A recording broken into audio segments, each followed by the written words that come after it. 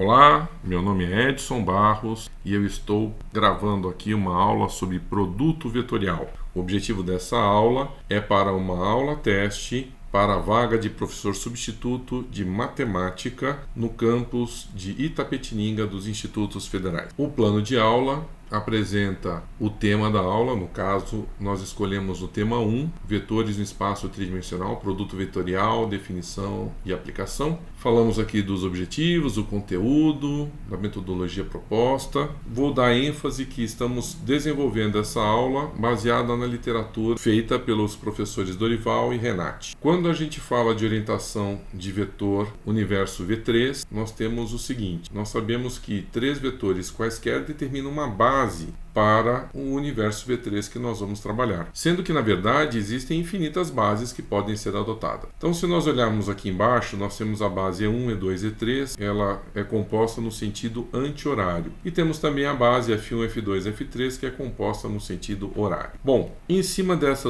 orientação, na literatura que nós estamos adotando, E1, E2, E3 foi considerada com a base positiva e F1, F2, F3 foi considerada com uma base negativa. O que a gente pode ter de importante dessa experiência é que, se cada um adotar a sua base, fica meio complicado, né, para a gente poder ter interpretações diferentes com relação ao desenvolvimento de vetor. Então, nesse sentido, nós vamos adotar uma base ortonormal positiva B IJK. O que seria essa base ortonormal IJK? Então, a partir de agora, todo o universo 3D do nosso estudo de geometria analítica de vetores vai trabalhar em cima dessa base IJK. Na verdade, o vetor I ele é um vetor unitário na direção do eixo X. O vetor J é um vetor unitário na direção do eixo Y. E o vetor K é um vetor unitário na direção do eixo Z. Então, considerando o sistema ortogonal cartesiano, no espacial, nós temos essa notação, ou seja, I e JK são vetores unitários dentro do universo cartesiano. Agora que nós temos orientação de V3, podemos falar de produto vetorial. Por definição, produto vetorial de dois vetores, vetor U e vetor V,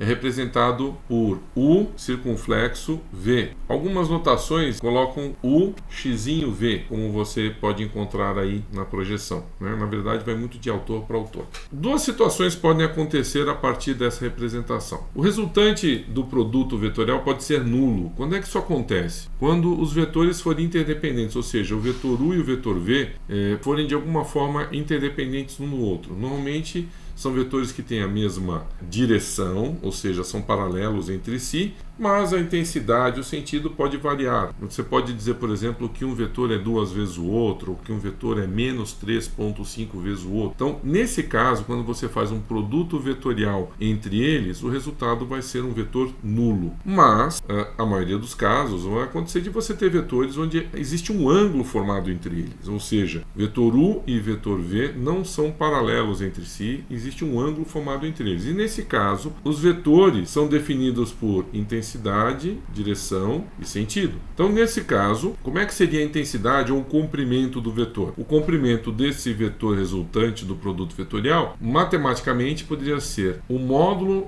do vetor U vezes o módulo do vetor V vezes o seno do ângulo formado entre eles. Então, matematicamente, essa é a forma que nós conseguimos saber a intensidade do vetor, o comprimento do vetor. Já a direção do vetor, ela tem que ser obrigatoriamente perpendicular ao vetor U e obrigatoriamente perpendicular ao vetor V. O resultado disso é que a direção vai ser perpendicular ao plano formado por U e V. E o sentido? O sentido vai ter que ser ou para um lado do plano ou para o outro lado do plano. Como é que a gente resolve isso? Nós vamos usar uma regra bem conhecida em vários segmentos do conhecimento humano, como regra da mão direita. Imagine, por exemplo, que o plano U e V formou seria o tampo de uma mesa, né? Se você fechar os dedos da sua mão direita e apoiar na mesa, para onde o polegar ficar apontado vai ser o sentido do vetor do produto vetorial. Então, por exemplo, suponha nesse caso aí, onde eu tenho minha mão apoiada em cima do plano UV, os dedos indo de U para V, o polegar vai indicar que o resultado do produto vetorial é perpendicular a esse plano para cima. Agora imagina que tivesse trocado, por exemplo, imagina que no tampo da mesa eu tivesse colocado a minha mão debaixo do tampo da mesa, né? Então, por exemplo, de U para V, a direção dos meus dedos estão indicando que o polegar vai ter que ir para baixo. Então, essa é a forma que a gente define o sentido do produto vetorial. Lembrando que o nosso produto vetorial depende da base ortonormal, depende do primeiro vetor e do segundo vetor. E nesse caso, o resultante vão ser 3 determinantezinhos para, respectivamente, o i, o j e o k do produto vetorial. E como é que eu faço isso? É que, na verdade, o produto vetorial é resultado de um determinante, tá? Então,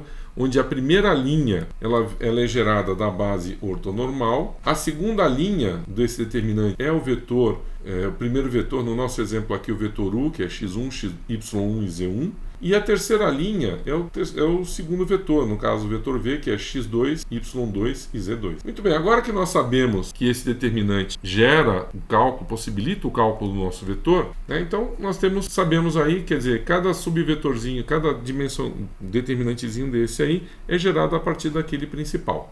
A explicação fica mais clara quando nós partimos para um exemplo numérico. Então imagine que eu quero o produto vetorial de 2 vetores, por exemplo, o vetor u definido por 2, 3 e menos 1, e vetor v definido por 0, 4 e 2. Então, se nós formos compor o nosso determinante do produto vetorial, ficaria dessa forma que se encontra aí. Primeira linha i, j, k, segunda linha 2, 3 e menos 1, terceira linha 0, 4 e 2. Desmembrando essa nossa determinante, nós chegaríamos a esse conjunto de determinantezinhos, o vetor determinante 3, menos 1, 4 e 2 para o vetor i, unitário i, o determinante menos determinante 2, menos 1, 0 e 2 para o vetor j, o determinante 2, 3, 0 e 4 para o vetor unitário k. Desenvolvendo os cálculos desse exemplo, nós chegaríamos no vetor resultante 10i menos 4j mais 8k, ou 10 menos 4 e 8. Puxa, mas como é que foi feita essa conta mesmo? Vamos fazer aqui, né? Imagina o nosso determinante como se encontra, existe uma regrinha de Laplace que eu duplico as duas primeiras colunas, aí eu pego a diagonal principal e eu faço as duas diagonais do lado para serem os produtos positivos. Aí eu pego a diagonal secundária, as duas diagonais ao lado, para os produtos negativos. Desenvolvendo essa expressão,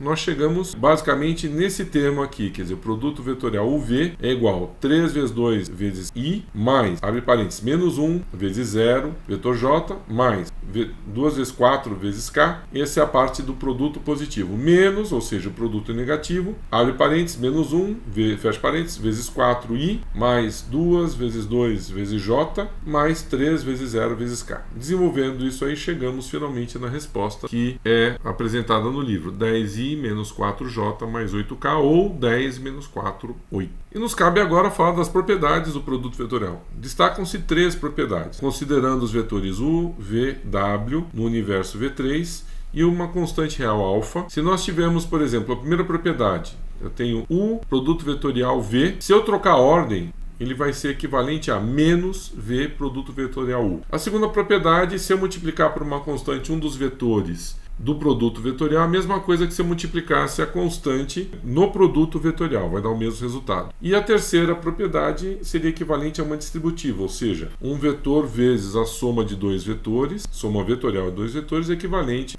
à soma dos produtos vetoriais desse vetor com cada um dos elementos do parênteses. Vamos provar isso. Lembrando que produtos vetoriais, na verdade, são representados pelas matrizes que multiplicam respectivamente os vetores unitários i, j e k, como já explicamos aí. Então, a troca de posição. Se eu trocar a ordem do produto vetorial, em vez de multiplicar u, produto vetorial v, multiplicar v, produto vetorial u, a troca de sinal acontece porque, se nós pensarmos em termos matriciais, da propriedade de matriz, quando você permuta duas linhas de lugar, você troca o sinal. Então essa é a justificativa, é a prova que nós temos. No caso de multiplicar por uma constante um dos vetores e fazer o produto vetorial, será a mesma coisa de usar essa constante e multiplicar o produto vetorial dos vetores, funciona também pela prova matricial, porque é a mesma coisa que se você multiplicar uma linha da matriz por um número, é a mesma coisa que você multiplicar o determinante da matriz por esse número. Então também a segunda prova está feita. E finalmente a terceira propriedade, onde seria equivalente a uma distributiva, ela ocorre devido ao fato de você estar fazendo combinações de duas linhas, ou seja, a soma de duas linhas da matriz também funciona. É mais complicadinho para provar, mas funciona também. Finalmente, para terminarmos o nosso ponto, eu apresento 9 exercícios propostos tirados do livro. Existem mais, né? Mas esses 9 exercícios para o conteúdo que foi apresentado é suficiente como exercício de fixação.